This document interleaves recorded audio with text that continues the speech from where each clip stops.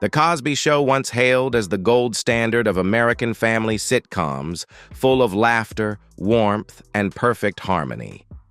But what if behind the smiles and feel-good moments were untold truths? Behind every scene was pain, isolation, and secrets buried beneath the spotlight.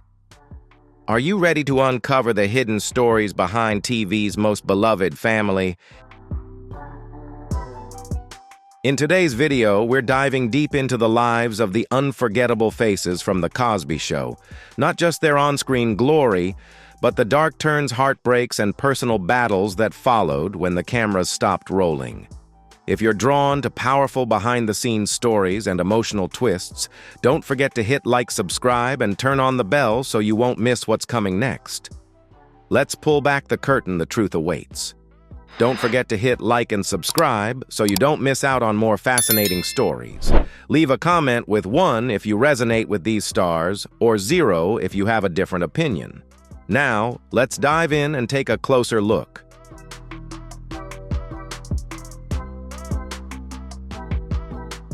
Clarice Taylor, born on September 20th, 1917 in Buckingham, Virginia, became a familiar face to audiences through her role as Anna Huxtable, Cliff Huxtable's mother. She appeared on the show at the age of 68, portraying a kind, calm, and traditional mother figure, leaving a deep impression and earning an Emmy nomination in 1986. Her life outside the spotlight, however, was filled with long-lasting difficulties and loneliness. As a black woman who began her career during a period of intense racial segregation, Clarice had to work at the post office for many years to support herself before gaining recognition in the arts.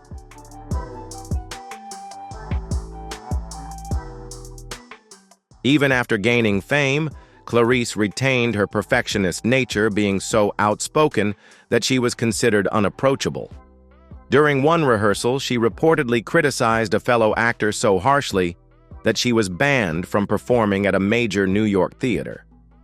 Even on the set of The Cosby Show, she faced numerous conflicts as she was deemed incompatible with the show's modern style. Rumor has it that she was almost replaced after the first season due to disagreements over character portrayal and her work attitude. Although she continued to appear in many episodes, her relationship with the cast and crew never truly improved.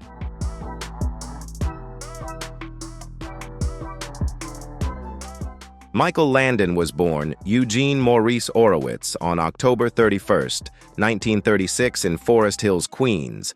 His father was a Jewish-American actor, and his mother was an Irish Catholic dancer. Their marriage was strained largely because of religious differences.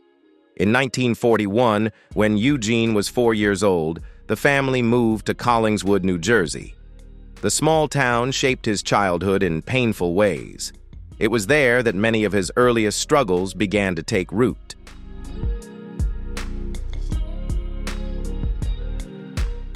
Earl Hyman, born on October 11, 1926 in Rocky Mount, North Carolina, was known for his role as Russell Huxtable, Cliff's strict but loving father. When he took on the role, he was 58 years old and quickly impressed audiences with his calm and elegant demeanor, bringing depth to the Huxtable family on screen. This role also earned him a prestigious Emmy nomination in 1986. Behind the limelight, however, was a life filled with many unspoken struggles. Growing up in Brooklyn during a period of intense racial segregation, Hyman always felt limited by Hollywood due to his race and background. Despite achieving great success on Broadway and in London, he was often typecast in certain roles in the U.S.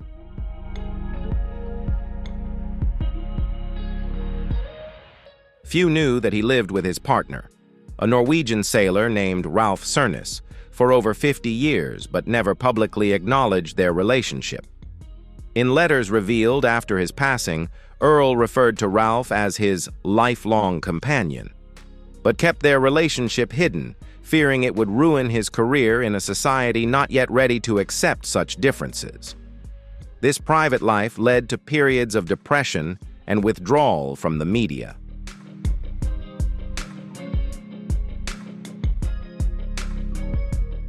He rarely gave interviews, and only appeared in public when absolutely necessary. Nevertheless, he never gave up on his art. In addition to The Cosby Show, he was also known for voicing Panthro in Thundercats and was awarded the Order of St. Olav in Norway for his outstanding contributions to the stage. Earl Hyman passed away on November 17, 2017, at the Lillian Booth Actors Home in New Jersey at the age of 91. His legacy, both artistic and spiritual, continues to live on in the hearts of his loyal fans.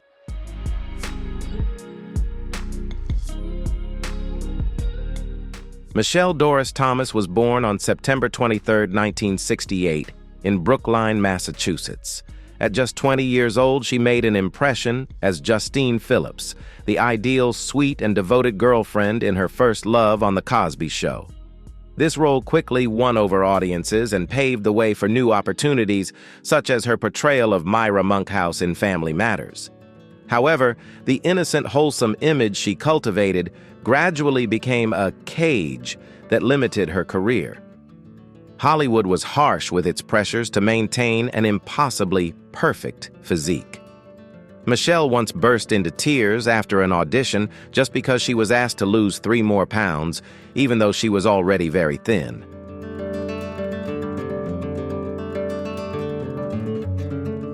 Furthermore, her real-life romance with Malcolm-Jamal Warner, who played Theo Huxtable, was nothing like their on-screen relationship. They had a deep love, but their tumultuous breakup filled with conflicts and jealousy left Michelle deeply scarred emotionally.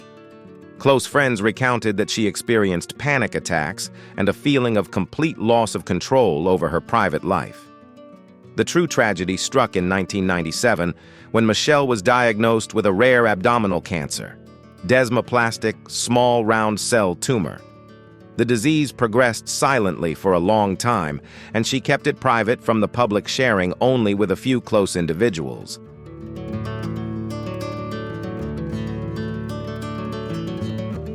Michelle initially refused some conventional medical treatments influenced by relatives who advocated for natural remedies, even though these methods proved ineffective. That decision worsened her health. In October 1998, Michelle was forced to leave her role in The Young and the Restless and was urgently hospitalized after a second tumor ruptured in her abdomen. Although she underwent surgery, her body was too weak to recover. On December 23, 1998, Michelle Thomas passed away at Memorial Sloan Kettering Cancer Center in New York at the young age of 30.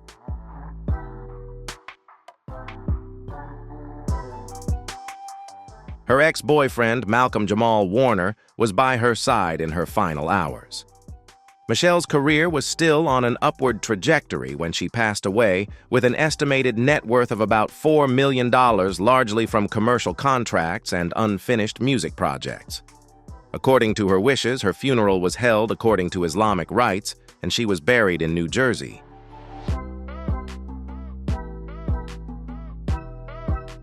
Stanley Merlin Santana was born on March 14, 1976 in Washington Heights, New York.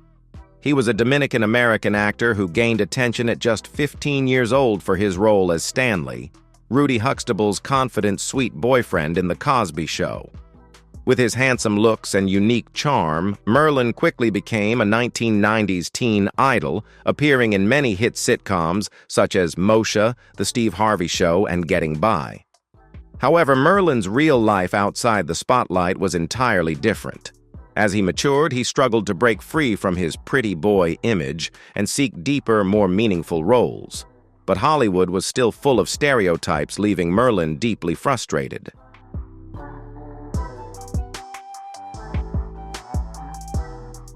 He publicly criticized the film industry for its racial discrimination and lack of opportunities for Latino and Black actors. His outspoken views led many producers to turn their backs on him, severely impacting his career. Faced with these challenges, Merlin began making poor choices. He gradually became involved with bad company, participated in late-night activities, and got caught up in shady business ventures. His family grew increasingly worried about the path Merlin was taking. When his family and friends noticed Merlin drifting away from acting, frequently missing auditions, they became concerned for his future. Fame came too early without a safety net, leaving him lost between the stage's glamour and harsh reality.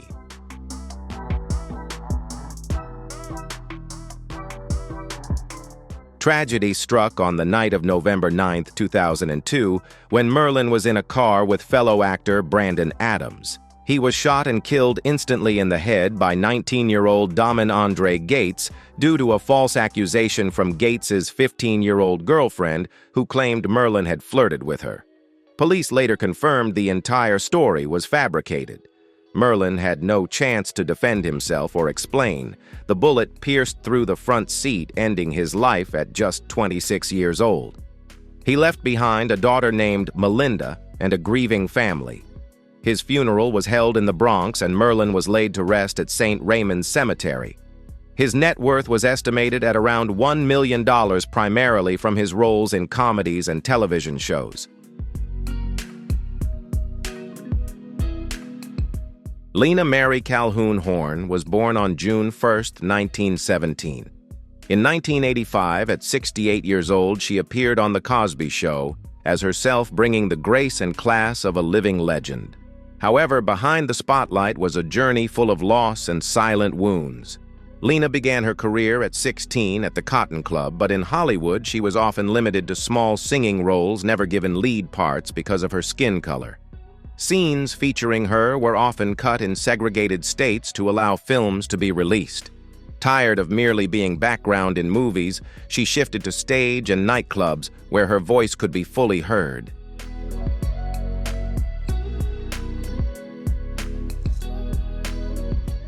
Lena Horne's personal life was also fraught with complexities and personal tragedies. Her first marriage ended swiftly, leaving her with 2 children, one of whom later passed away from kidney disease. A profound loss that Lena could never truly recover from. This pain haunted her throughout her life. Subsequently, she entered into a secret relationship with the white conductor Lenny Hatton, whom she married in Paris. This relationship faced immense pressure from the intense racial discrimination of the era, and they eventually separated. Lena herself admitted that she initially married Hatton, partly to break racial barriers, but that she later genuinely fell in love with him. These burdens, coupled with the discrimination she endured in her career, profoundly affected her mental well-being.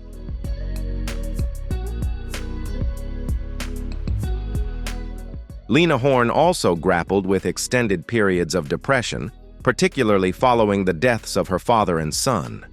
She carried a persistent, nagging sense of guilt for not being able to change the unjust world as quickly as she wished, despite her unyielding efforts as an artist and an advocate for equality.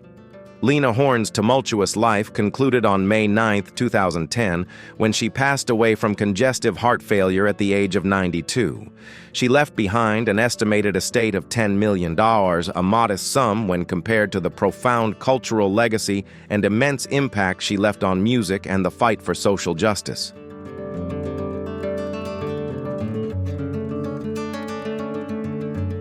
Sammy Davis Jr., born on December 8, 1925, appeared on The Cosby Show at 64 years old, portraying Ray Palomino and exuding the charisma of a Rat Pack icon, the legendary group of artists including Frank Sinatra and others. However, behind the glamour lay a life rife with tragedy and conflict. Sammy began performing at age 3 with his father and godfather in the Will Maston Trio. Despite his talent, he couldn't escape the harsh reality of racial segregation, performing for white soldiers in the military but being denied lodging at the very venues where he performed.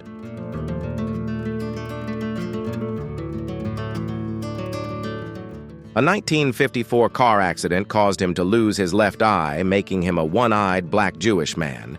3 distinctions he once joked were lifelong burdens.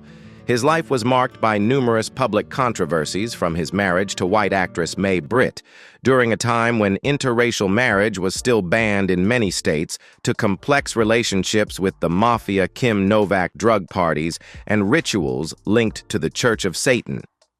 As his fame grew, Sammy indulged heavily in gambling, alcohol, and cocaine, squandering his wealth, reputation, and relationships. His last wife, Alta V.C. Davis, was reportedly forced to share their mansion with one of his mistresses. His children gradually became estranged, and the family he once sang about became something he lost.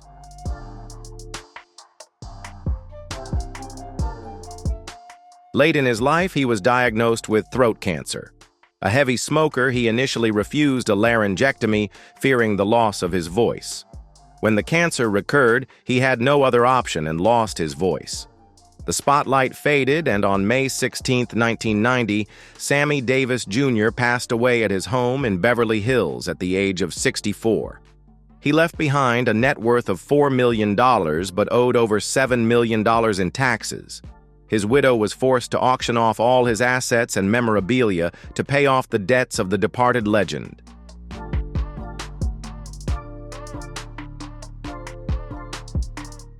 Dizzy Gillespie, whose real name was Mr. Hampton, was born on October 21, 1917.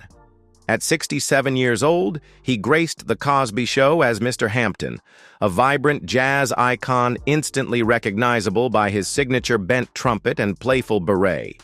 His appearance delighted audiences and left a lasting impression.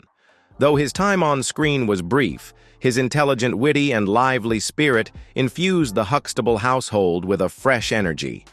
Dizzy's artistic journey was not just about the spotlight. It was a testament to his resilience and ability to overcome adversity. A 1954 accident caused him to lose sight in one eye, but it also led to the creation of his iconic upward-angled trumpet, a symbol of his audacity and tenacity.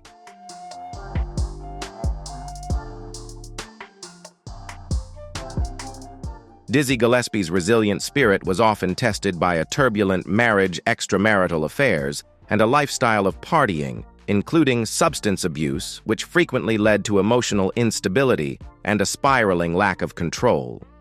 In the late 1980s, pancreatic cancer began to plague Dizzy. Despite the excruciating pain, he continued to perform with burning passion. Each concert became a battle between his artistic desire and the ravages of his illness. He stopped touring after his final performance in December 1991, but still managed to record one last piece of music in January 1992.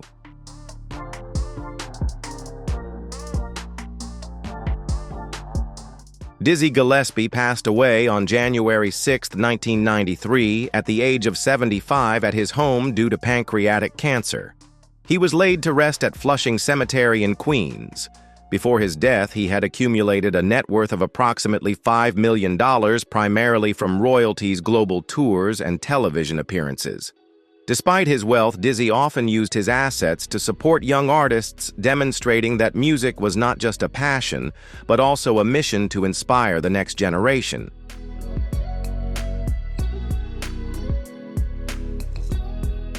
Joe Williams, born Joseph Gorid, on December 12, 1918, appeared on The Cosby Show at age 67 as Al Hanks, a jazz club owner and Claire Huxtable's father. Though he only appeared in 3 episodes, he left a profound impression with his warm baritone voice, dignified presence, and burning passion for music. Joe was once the golden voice of the Count Basie Orchestra, globally renowned for his classic recording of "Every Day I Have the Blues." However, his fame faded prematurely due to internal struggles. In the 1960s, he sank into severe depression, undergoing electroshock therapy, a controversial treatment at the time.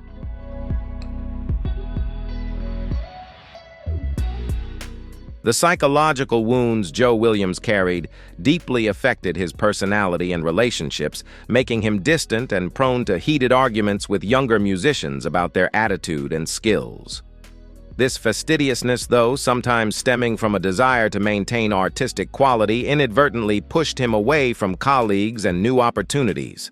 From a sought-after star at prestigious music festivals and major stages worldwide, Joe Williams gradually had to accept performing in small lounges and clubs in Las Vegas to make a living.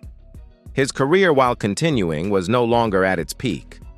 Despite retaining a certain vibrancy on stage in his daily life, Joe became quiet, withdrawn, and avoided the media as if wanting to hide from public scrutiny and questions about his turbulent past.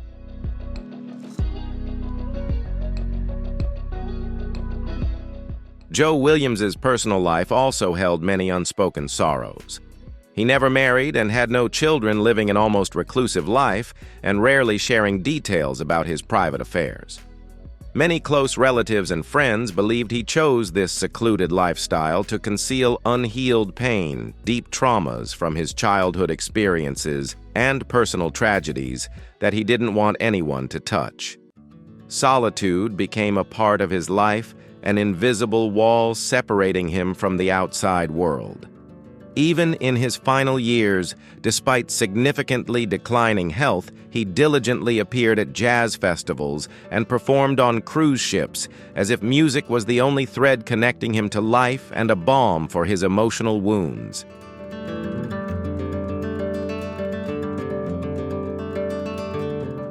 Joe Williams took his last breath on March 29, 1999, in Las Vegas after a week of treatment for a respiratory illness.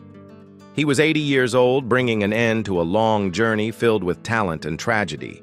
His net worth at the time of his passing was estimated at approximately $3 million, primarily from music royalties, global tours, and the artistic legacy he meticulously built over 6 decades dedicated to jazz. Although he didn't have a family in the traditional sense, Joe Williams left an invaluable musical legacy, becoming an inspiration for many generations of blues and jazz artists and enthusiasts worldwide.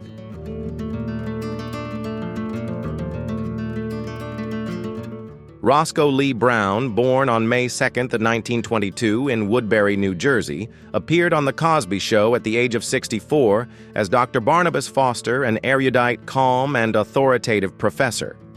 Although he only appeared in one episode in 1986, his deep, resonant voice and intellectual demeanor quickly captivated audiences.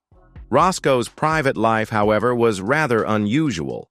He never married, had no children, and consistently avoided discussing personal relationships. Rumors about his private life only solidified his image as a lonely fortress, a description many colleagues used.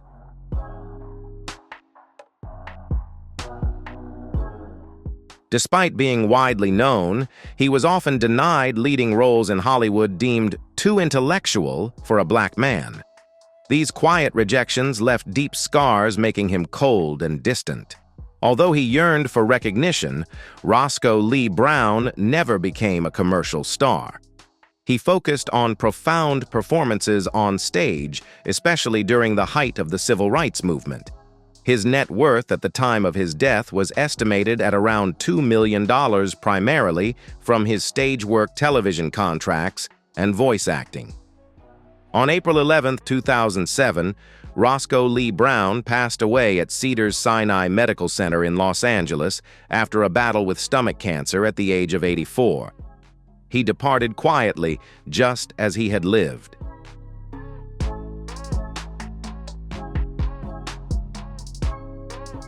Elaine Stritch, born on February 2, 1925 in Detroit, Michigan, appeared on The Cosby Show at 62 years old as Mrs. McGee, an elderly, eccentric, yet sharp-witted woman who brought laughter and reflection in a late 1980s episode. Though brief, this role was a unique highlight in her long career as a seasoned performer, known for her impulsive and astonishingly blunt personality. Elaine was not just an actress, but also a Broadway icon, noted for her daring performances and a delicate balance in her work. However, beneath the stage lights lay a soul full of conflict.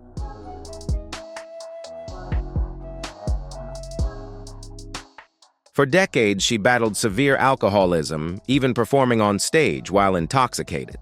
Elaine Stritch, with her role as Mrs. McGee on The Cosby Show, was famous for her impulsive and outspoken nature, which also led to several career interruptions. Her bluntness and outbursts made colleagues and producers wary of working with her. In her private life, she married only once at the age of 47 to British actor John Bay, whom she called the only love of her life. However, this happiness was short-lived as he passed away from cancer after just 10 years of marriage leaving her with deep and lasting loneliness. From then on, Elaine lived alone at the Carlisle Hotel in New York, where she performed one-woman shows that blended bitter humor with raw honesty.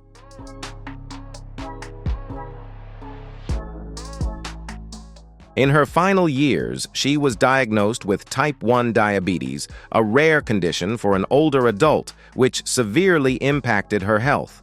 Despite this, she continued to perform well into her 90s. Her net worth at the time of her death was estimated at around $20 million, largely from hit stage shows and television contracts, including her role as Alec Baldwin's mother in 30 Rock. Elaine Stritch passed away on July 17, 2014, at her home in Birmingham, Michigan, at the age of 89. Although she had no children and no elaborate funeral was held, fans gathered outside Broadway theaters to commemorate her. Elaine Stritch's story is a powerful reminder of resilience and an undying love for the arts. If her journey moved you, leave a comment or hit like to honor this stage legend. And don't forget to subscribe to the channel so you won't miss more extraordinary stories behind the spotlight.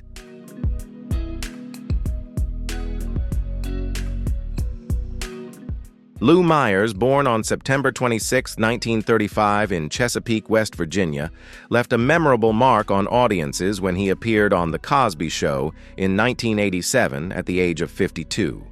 In his role as Mr. Davis, a supporting character with a witty and somewhat eccentric personality, Lou Myers brilliantly showcased his distinctive, sharp, and spontaneous acting style.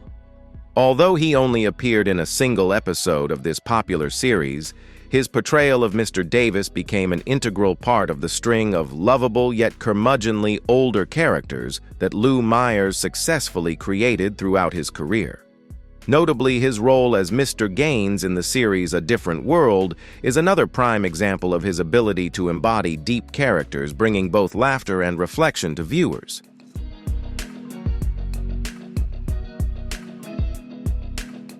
Coming from a working-class family, the son of a German coal miner and a strict mother, Lou joined the U.S. Air Force early on, then graduated from college and earned a master's degree in theater from New York University. He built a distinguished Broadway career with powerful August Wilson plays, such as Ma Rainey's Black Bottom Fences and The Piano Lesson. Lou's life offstage was chaotic due to his erratic temperament. He famously walked out of performances mid-show and publicly reprimanded directors, earning him a reputation for being difficult to work with. His only marriage ended in the late 1990s amidst much tension, accusations of control, and emotional abuse.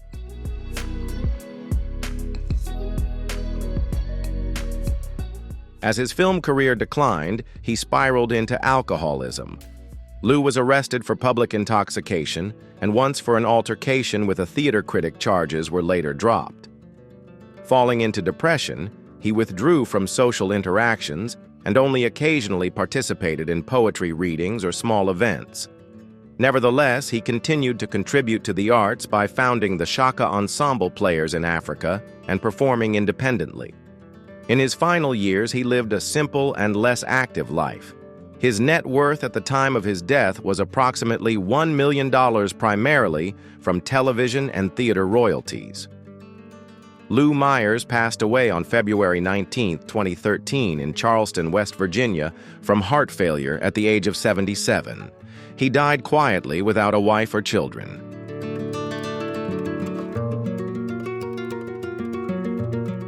Moses Gunn, whose full birth name was Joseph Lotus Gunn, became a familiar face to audiences when he appeared in the popular television series The Cosby Show in 1989. At that time, he portrayed Dr. Lotus, an impressive supporting character depicted as a calm, gentle, and remarkably profound man. Although he only appeared in a single episode of this renowned series, Moses Gunn's performance authentically reflected the rich and complex inner world of an artist who had experienced both the dazzling glow of fame and the dark, challenging shadows of life. His humble beginnings were equally tragic. Born into a poor family in Missouri, Gunn faced loss very early when his mother passed away. As one of 7 children, this family tragedy left him homeless at just 12 years old, forcing him to wander on trains and experience the harsh realities of street life from a very young age.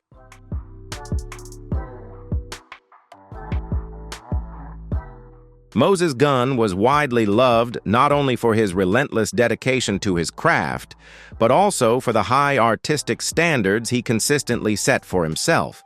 These very qualities helped him achieve significant success in his career. In his personal life, Moses Gunn found happiness and stability when he married Gwendolyn Mama Landez. The artistic world lost a great talent on December 16, 1993, when Moses Gunn passed away in Connecticut at the age of 64.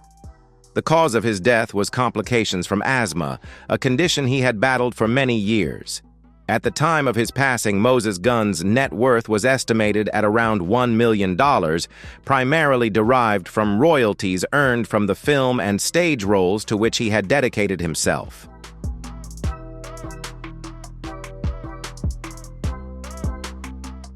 In 1986, he was a beloved entertainer with a distinguished career celebrated for his contributions to the entertainment industry. His work spanned across musical comedy and humanitarian efforts, earning him admiration and respect.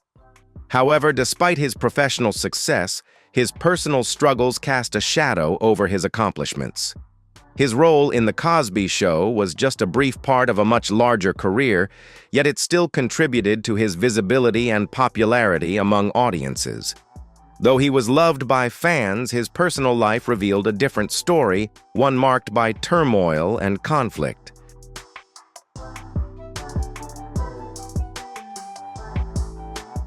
His marriage to Sylvia, while initially positive, was often described as tumultuous.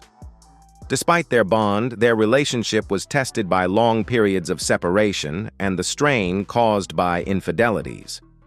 This tension affected their connection, making it a challenging aspect of his life. While he maintained a successful career and was beloved by his fans, the issues in his personal life were ever present, overshadowing the joy that his professional life brought him. The tension and struggles he faced within his marriage were an ongoing battle, contributing to the complexity of his legacy.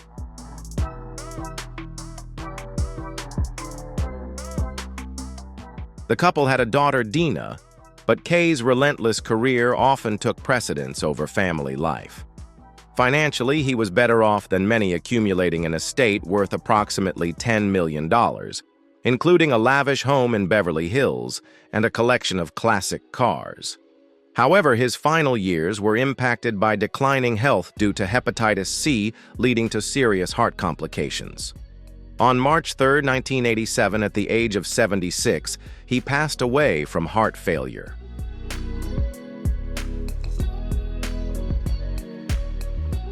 The actor who played Dr. Wexler in The Cosby Show in 1985 was a Hollywood star who worked behind the scenes as both a producer and an actor.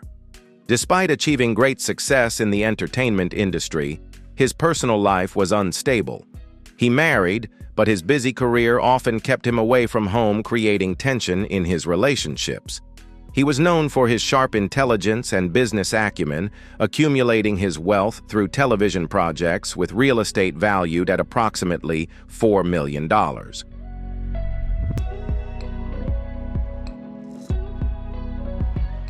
His Beverly Hills home was filled with mementos from his career, including rare scripts and production notes from shows he helped create. As he aged, he withdrew from public life, spending more time reflecting on his accomplishments rather than seeking new achievements.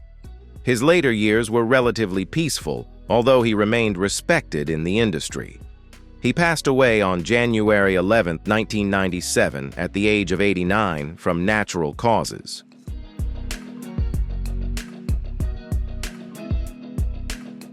Rosalind Cash, who played Dr. Hughes in 1986, was a pioneering actress who tirelessly fought against racial and gender barriers in Hollywood, but her life was fraught with challenges. Although her role in The Cosby Show was relatively small, it was part of a career that defied expectations for Black actresses of her time. She never married or had children, choosing independence over traditional family life. She lived in a modest home in Los Angeles, where her most valuable asset was a collection of art reflecting her deep appreciation for culture and social activism.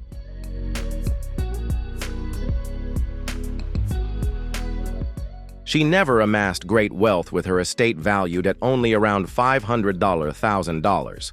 She faced significant challenges, including Hollywood's reluctance to cast black women in leading roles, which limited her career opportunities. She was diagnosed with cancer, which she quietly endured while continuing to work.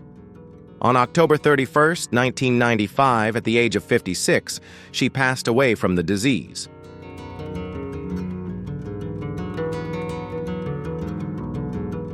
Known for her role as Mrs. Hudson in The Cosby Show in 1991, she was an exceptionally talented actress, widely recognized for her outstanding acting skills and significant contributions to the entertainment industry. She left a mark in various fields, from film and television to theater, and was loved by audiences for her diverse and profound roles. However, her life was tragically cut short as she was unable to continue her career in her later years. Her illustrious career was interrupted not only by illness, but also by personal difficulties.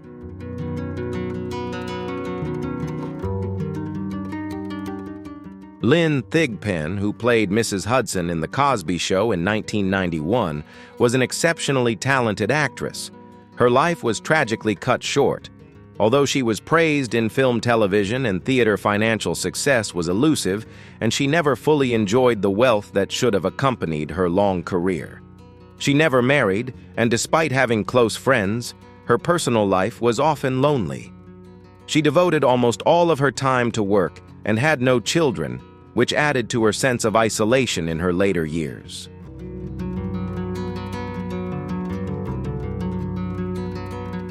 One of her greatest challenges was the industry's failure to recognize her full potential, as she was often cast in supporting roles despite her immense talent.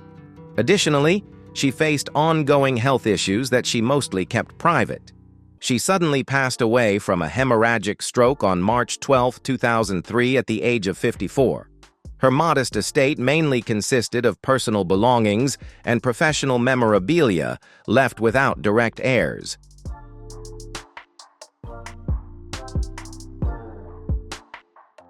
Ethel Ayler, who played Carrie Hanks in The Cosby Show in 1984, was a respected actress whose life was devoted to the stage and screen. Despite a prolific career, she never achieved widespread fame and often found herself relegated to supporting roles. The limited opportunities for older black actresses in Hollywood meant that her career, while steady, never earned her the financial rewards she deserved. She never married and had no children, dedicating herself fully to her craft. While she owned a modest home and had some personal savings, her financial situation was never particularly strong. In her later years, she lived a peaceful life.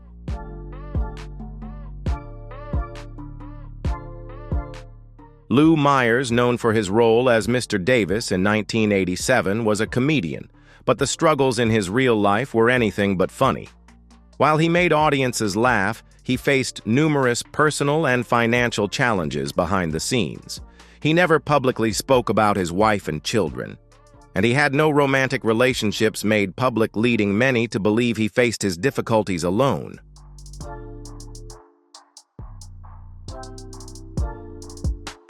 Despite having a long career in television and film, he never achieved the financial security that some of his peers did. His estate consisted of personal belongings, stage memorabilia, and some financial assets, but he did not leave behind a fortune. Health problems plagued him in his later years, leading to numerous hospitalizations. His final years were difficult as he battled pneumonia and heart failure. On February 19, 2013, at the age of 77, Myers passed away in Charleston, West Virginia.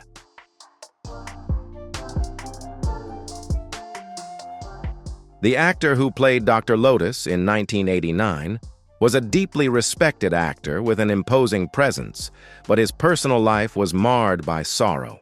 Known for his Shakespearean-style performances, Gunn's career never reached the financial heights his talent deserved. He lived modestly in his later years, residing in a quiet neighborhood rather than a lavish estate. His mode of transport was a simple, reliable car instead of a luxury vehicle. Although he married his longtime partner, Gwen Wells, their relationship faced many difficulties, particularly due to his health.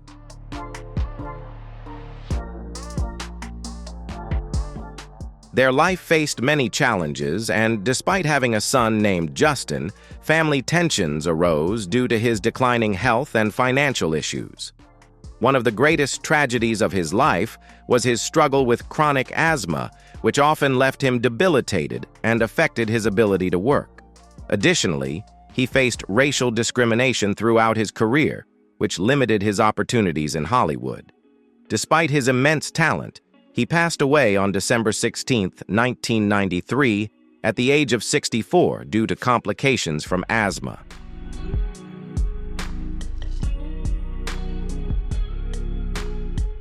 The actor who played Dave in 1991 had a stable career, but never provided him with significant financial security. His home was comfortable but unremarkable, and he lived a relatively modest life, staying away from the excesses of Hollywood. Dempsey married but went through a tumultuous relationship that eventually led to estrangement. In his later years, he had children, but they were not deeply involved in his life, especially in his final years.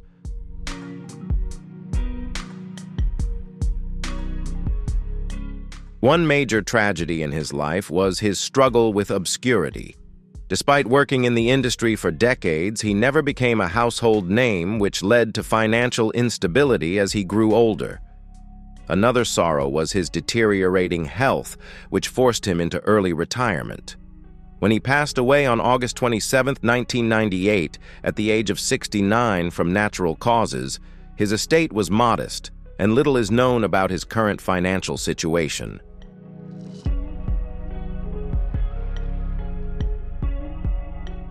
The actress who played a saleswoman in The Cosby Show in 1984 had a long career, but was often overlooked in the film and television industry. Although she was very versatile, she was frequently cast in supporting roles but never truly became famous. Her marriage to her husband, Philip Rose, was one of the few constants in her life, though their relationship was tested by long periods of separation due to work. They never had children, which left her feeling deeply lonely in her later years.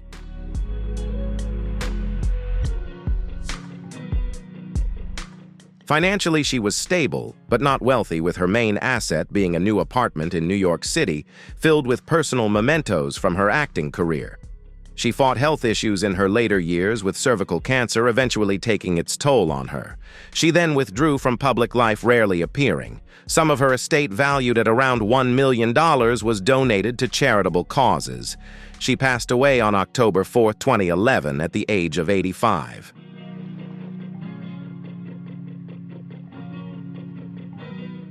The actor who played David James in 1984 lived a life full of ups and downs. Although he found fame and financial success accumulating a fortune that included a home and personal assets, his wealth could not protect him from deep personal tragedies. He married twice, first to Maya St. John and later to Alan and Adol.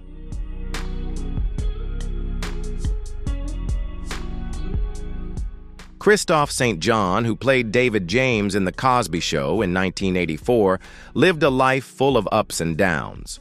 Although he found fame and financial success, accumulating a fortune that included a home and personal assets, his wealth could not protect him from deep personal tragedies. He married twice, first to Maya St. John and later to Alan and Adol. However, both marriages ended in divorce, largely due to personal struggles and mental health challenges. He had 2 children, Julian and Paris, but his life was forever marked by the suicide of Julian in 2014, a loss he never truly recovered from.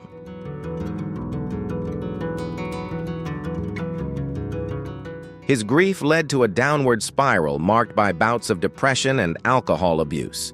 Another tragedy was his own battle with mental health as he went in and out of treatment centers in his later years. When he passed away on February 3, 2019, at the age of 52 from hypertrophic heart disease, with alcohol being a contributing factor, he left behind a complex estate with financial disputes arising in the years after his death.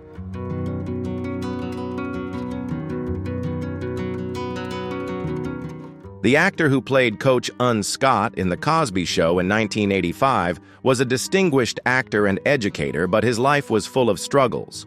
Despite his undeniable talent, he often found himself constrained, limited by opportunities in Hollywood. He was a private person, rarely speaking about his personal life, although it was known that his relationships were difficult and often short-lived. He never had children, dedicating most of his energy to his craft and later to teaching aspiring actors.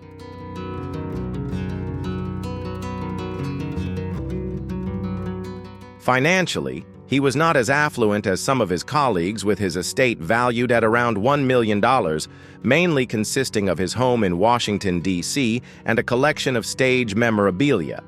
He spent his later years mentoring students, trying to impart the knowledge he had gained throughout his career. However, his deteriorating health eventually forced him to retire from teaching.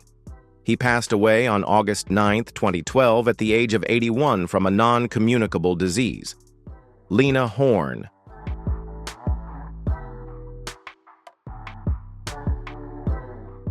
The actress who played herself in The Cosby Show in 1985 was a pioneer in the entertainment industry and a civil rights advocate.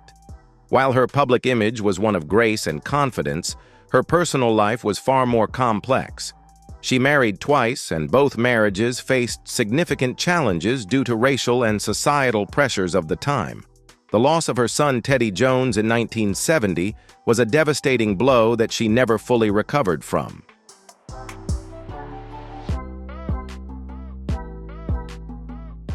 Although she achieved financial success with an estate valued at around $20 million, her wealth did little to ease the emotional pain she carried. Her estate included a beautiful home in New York City and a collection of jewelry and artwork, much of which was later donated to civil rights organizations. In her later years, she increasingly lived in seclusion, rarely appearing in public. She passed away on May 9, 2010, at the age of 92 from heart failure.